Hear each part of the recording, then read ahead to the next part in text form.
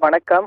காஞ்சிபுரம் மாவட்டம் வாலாஜாபாத் அடுத்து இருக்கக்கூடிய பூசிவாக்கம் பகுதியில் இருக்கும் பேக்கரி ஒன்றில் கடந்த மாதம் முருகன் என்கின்ற சிமெண்ட் முருகன் சென்றபோது அந்த பேக்கரி உரிமையாளர், அதே போன்று பேக்கரியில் பணி செய்யக்கூடிய 4 நபர்கள், காவல்துறை சேர்ந்த ஒரு நபர் என மொத்தம் 6 பேர் முருகனை தாக்கியதாக கூறப்படுகிறது.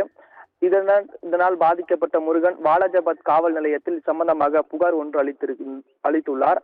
அந்த புகாருக்கு 1 மாதம் காலம் ஆகியும் எவ்வித நடவடிக்கை எடுக்காததால் முருகன் காஞ்சிபுரம் நீதிமன்றத்தை அணுகியுள்ளார். இந்த நிலையில் காஞ்சிபுரம் முதன்மை மாவட்ட நீதிபதி செம்மல் முன்னிலையில் கடந்த 1 வாரத்திற்கு முன்பாகவே இந்த வழக்கானது விசாரணைக்கு வந்தபோது நீதிபதி இதற்கு உரிய நடவடிக்கை எடுக்க வேண்டும் என்று காவல்துறையினருக்கு உத்தரவிட்டிருந்தார்.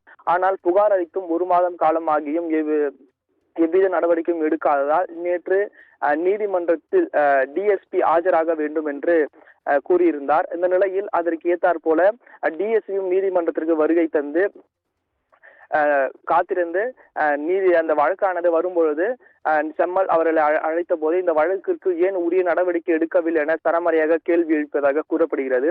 மேலும் கடைசி வாய்ப்பாக நேற்று மாலை 6 மணிக்குள் சம்பந்தப்பட்ட அனைத்து நபர்களும் கைது செய்து நீதிமன்றத்தில் ஆஜர்படுத்த வேண்டும் என்று செம்மல் கூறியிருக்கிறார்.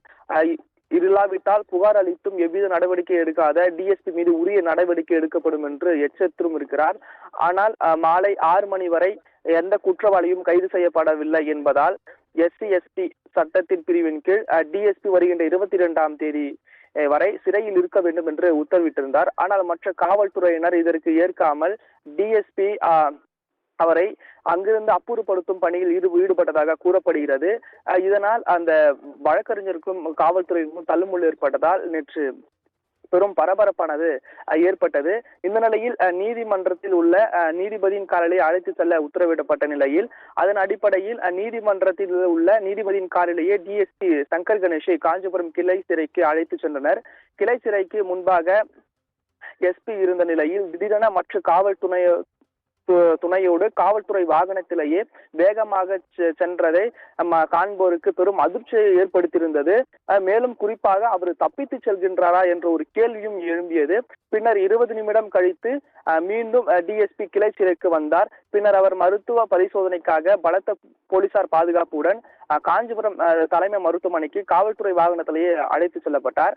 அப்போது மருத்துவர்கள் டிஎஸ்பி பரிசோதித்தலில் உயர் ரத்த அழுத்தம் மற்றும் நெஞ்சு வலியின் காரணமாக காஞ்சிபுரத்தில் முதற்கட்ட மருத்துவ சிகிச்சையும் அதே போன்று அவர் மேல் சிகிச்சைக்காக தற்போது செங்கல்பட்டு அரசு தலைமை மருத்துவமனைக்கு அழைத்து சென்றுள்ளனர் ஆம்புலன்ஸ் மூலம்.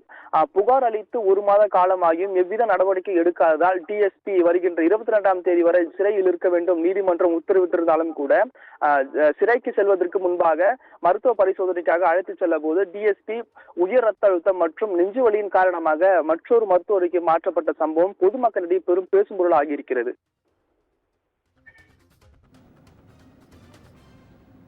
முழு விவரங்களை வழங்கியமைக்காக நன்றி பூபாலன்.